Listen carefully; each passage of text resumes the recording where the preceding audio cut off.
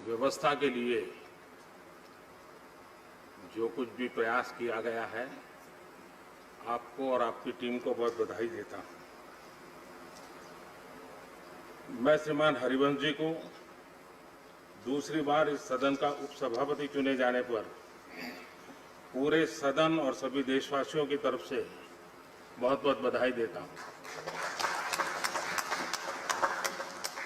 सामाजिक कार्यों और पत्रकारिता की दुनिया में हरिवंश जी ने जिस तरह अपनी ईमानदार पहचान बनाई, उस वजह से मेरे मन में हमेशा उनके लिए बहुत सम्मान रहा है।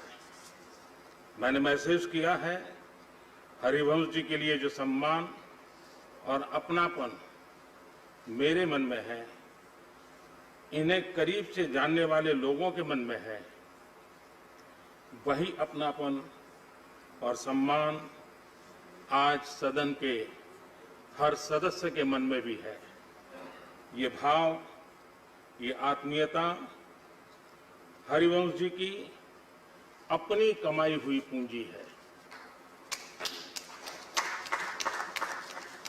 उनकी जो कार्यशैली है, जिस तरह सदन की कार्यवाही को वो चलाते हैं, उसे देखते हुए ये स्वाभाविक भी है।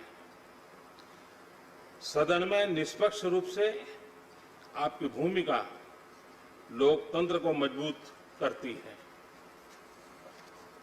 सभापति महोदय, इस बार ये सदन अपने इतिहास में सबसे अलग और विषम परिस्थितियों में संचालित हो रहा है। कोरोना के कारण जैसी परिस्थितियां हैं, उनमें ये सदन काम करे, देश के लिए जरूरी जिम्मेदारियों को पूरा करे, ये हम सबका कर्तव्य है।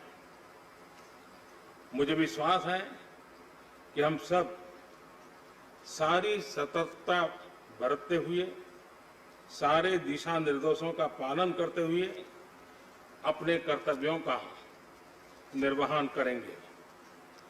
राज्यसभा के सदस्य, सभापति जी और उपसभापति जी को सदन की कार्यवाही सुचारू रूप से चलाने में जितना सहयोग करेंगे, उतना ही समय का सही उपयोग होगा और सभी सुरक्षित भी रहेंगे।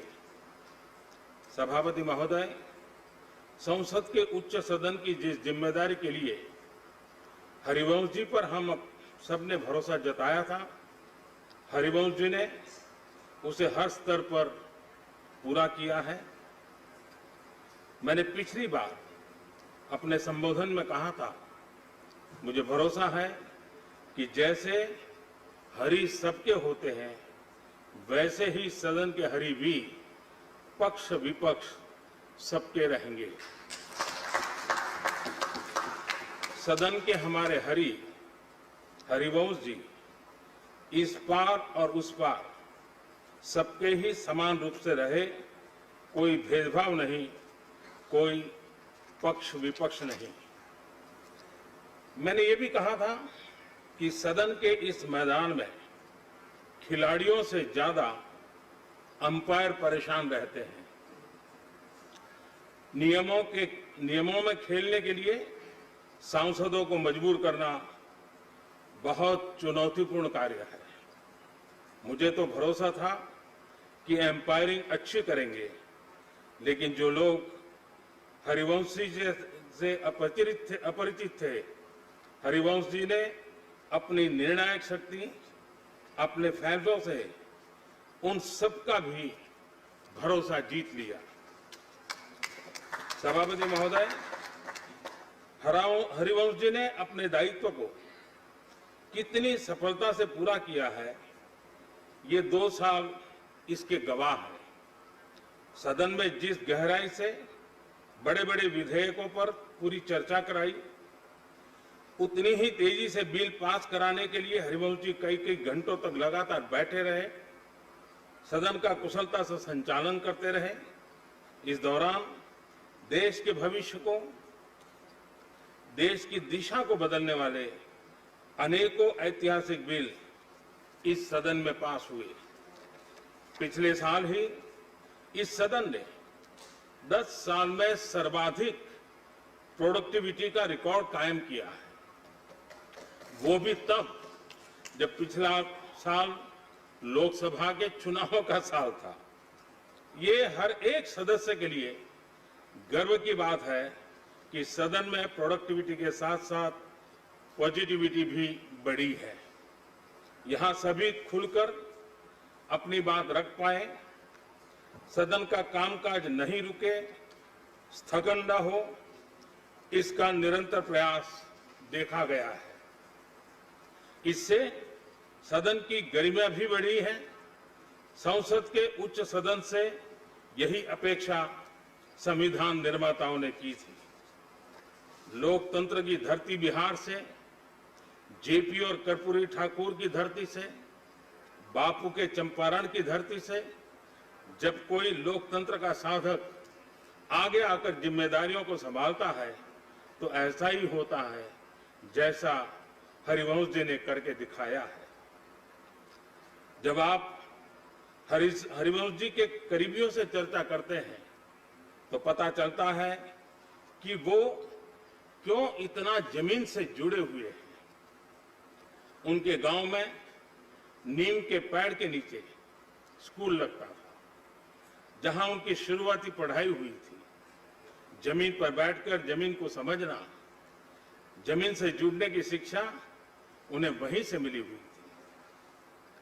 हम सभी ये भली भांति जानते हैं कि हरिवंश जी जयप्रकाश जी के ही गांव सीता बदियारा से आते हैं। यही गांव जयप्रकाश जी की भी जन्मभूमि है। दो राज्यों उत्तर प्रदेश, बिहार के 3 जिलों आरा, बलिया व छपरा में बंटा हुआ क्षेत्र, 2 नदियां गंगा और घाघरा के बीच स्थित दियारा टापू जैसा। हर साल जमीन बाढ़ से गिर जाती थी, बमुश्किल एक फसल हो पाती थी। तब कहीं जाने अनजाने के लिए और सामान्य रूप से जाने आने के लिए नदी नाव पार करके ही जा सकता था। संतोष ही सुख है, यह व्यवहारिक ज्ञान हरिवंश जी को अपने गांव की घर की परिस्थिति से मिला। वो किस पृष्ठभूमि से निकले हैं, इसी से जुड़ा एक किस्सा मुझे किसी ने बताया था। हाई स्कूल में आने के बाद हरिवंश जी की पहली बार जूता बनाने की बात हुई थी। उसके पहले उनके पास न जूते थे और न ही खरीदे थे। ऐसे में गांव के ही एक व्यक्ति को जूता बनाते थे, उनको हरिवंश जी के लिए जूता बनाने के लिए कहा गया। हरिवंश जी अक्सर उस बनते हुए जूते को देखने जाते थे कि कितना बना। जैसे बड़े रईस लोग अपना बंगलो बनता है तो बार बार देखने के लिए जाते थे, हरिवंश जी अपना जूता कैसा बन रहा है, कहां तक पहुंचा है, वो देखने के लिए पहुंच जाते थे। जूता बनाने वाले से हर रोज सवाल करते थे कि कब तक बन जाएगा। आप अंदाजा लगा सकते हैं कि हरिवंश जी जमीन से इतना क्यों जुड़े हुए हैं। जेपी का प्रभाव उनके पर बहुत ही था। उसी दौर में उनका किताबों से भी लगाव बढ़ता गया। उससे भी जुड़ा एक किस्सा मुझे पता चला। हरिवंश जी को जब पहली बार सरकारी स्कॉलरशिप मिली तो घर के कुछ लोग उम्मीद लगाए बैठे थे कि बेटा स्कॉलरशिप का पूरा पैसा लेकर घर आएगा। लेकिन हरिवंश जी ने स्कॉलरशिप के पैसे घर न ले जाने के बजाय किताबें खरीदी। तमाम तरह की संक्षिप्त जीवनियां, साहित्य यही घर लेके गए।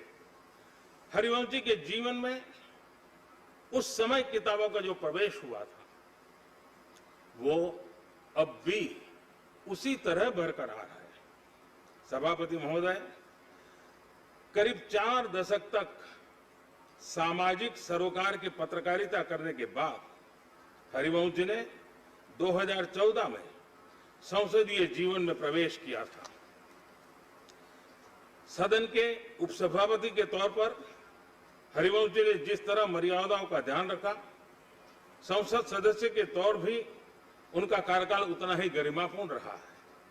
बतौर सदस्य तमाम विषयों, चाहे वो आर्थिक हो या सामरिक सुरक्षा से जुड़े, हरिवंश जी ने अपनी बात प्रभावी ढंग से रखी थी। हम सब जानते हैं, शालीन लेकिन सारगर्भित ढंग से बात रखना उनकी पहचान है। सदन के सदस्य के तौर पर उन्होंने अपने उस ज्ञान, अपने उस अनुभव से देश की सेवा का पूरा प्रयास किया है। हरिवंश जी ने सभी अंतर्राष्ट्रीय पटलों पर भारत की गरिमा, भारत के कद को बढ़ाने का काम भी किया है।